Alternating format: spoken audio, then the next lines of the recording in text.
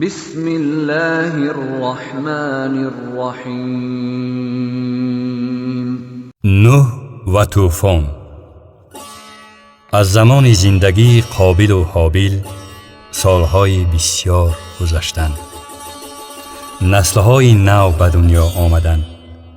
چخیلی که خدا گفته بود آدمان در روی زمین بسیار شدند، لیکن آدمان به خدا اطاعت نکردن را دوام می دادند. آنها بسیار کارهای بد می کردند. حتی فکر و نیتهای دل آنها پر از بدی بود. خدا این را دیده سخت پشیمان شد که آدم را در روی زمین آفریده است. از تمام روی زمین خدا فقط یک آدمی به خود صادق را یافت. نام وی نوح بود. نوح بسیار آدمی خوب و پاکدل بود. او همیشه با خدا نزدیک بود. روز خدا به نوح گفت که وی دنیا را نیست می کند، چون که دنیا از گناه و بدی پر شده است. لیکن او نخواست که نوح را برای گناه های دیگران جزا دهد، چون که خدا با عدالت است.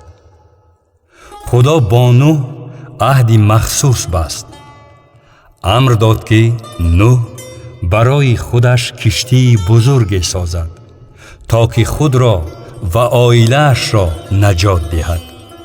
اینچنین به نوح گفت که از هر نمود حیوانات و جانوران جفت جفت و خوراکواری هم با خود گیرد، تا همه آنها در وقت آفت زنده مانند. هر آن چیزی که خدا گفت نوح با ایمانی سخت اجرا کرد. عائله نوح و حیوانها به کشتی در آمدند. خدا خودش دری کشتی را پوشید و طوفان را به زمین فرستاند.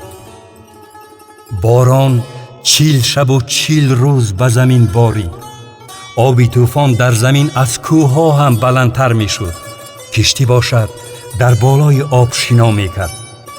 هر آن چیزی که در زمین جان زنده داشت نیست و نابود شد.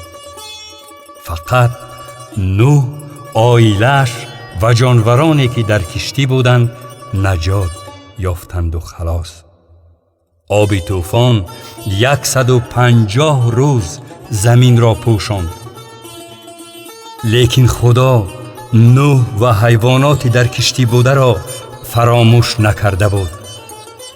از این سبب خدا به زمین شمال فرستاند تا آب زمین خشک شود. کشتی به خشکی رسیده ایستاد.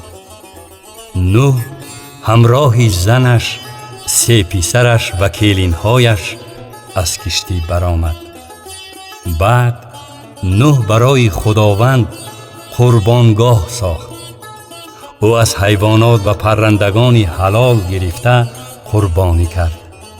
قربانی نوح به خدا خوش آمد.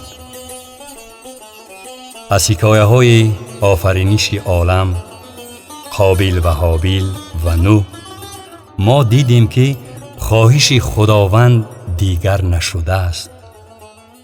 وی از گناه